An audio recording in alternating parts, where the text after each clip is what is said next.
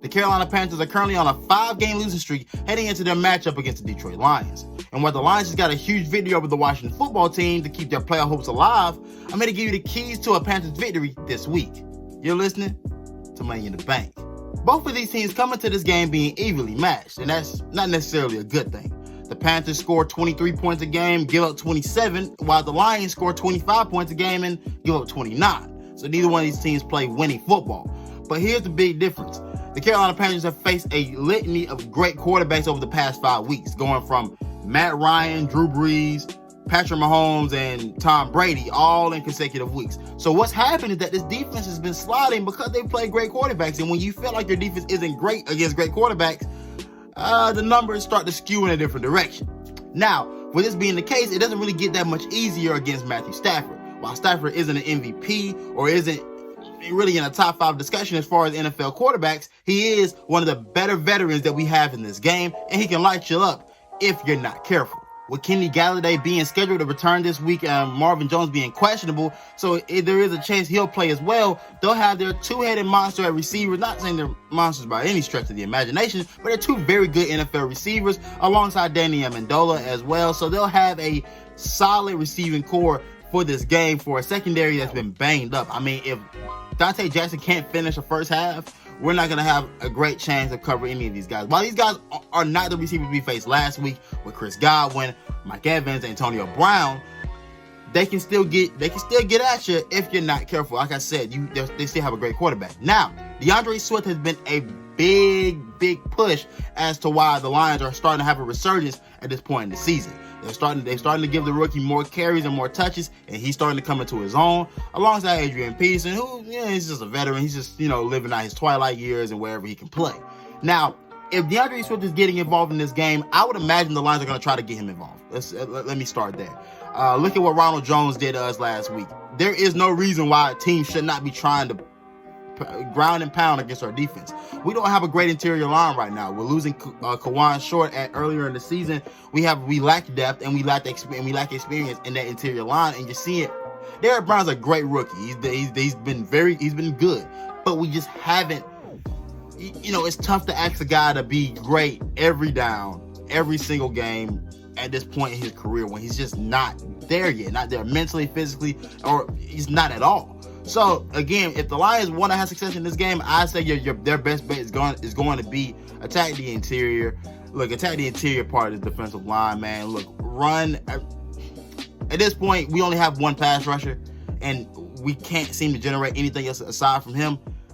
There isn't much that the Lions shouldn't be able to do in this game that isn't to their favor. Now for the Carolina Panthers, offensively, we don't know if our quarterback's available. Now, and this raises the question, if Teddy Bridgewater is not available, because I'm going to assume I'll have two different answers depending on who our quarterback is. If Teddy Bridgewater is available, I'm out. Okay, well, it's simply this. Look, at this point, we know he's going to deal with pressure. Every quarterback deals with pressure in the pocket. I need everybody to understand that there is not a perfect pocket for many quarterbacks in this league. Many quarterbacks play with bad offensive lines. That's just the status of the game at this current time. He isn't the first. He won't be the last. He's going to have to push the ball down the field. They're going to have to leave a running back there or something. Like, hey, you got to be more creative. Like, we have to push this ball down the field. It can't just be check down Teddy for 4 quarters, because you can't have a game where last week you only throw for 136 yards. If you can't clear 150 yards, that's a problem. That's a problem. And it speaks to what you're trying to do with your offense. It speaks to the passes and the risk you're willing to take. And here's the thing. He's thrown 13 touchdowns and 7 interceptions. I love Teddy. He's been good in spots. But for you to be checking the ball down this much and trying to play conservative, you're still turning the ball over. I'm saying that if you're going to turn the ball over, let's take some chances. At this point, we don't have much to lose. Now, I'll say this.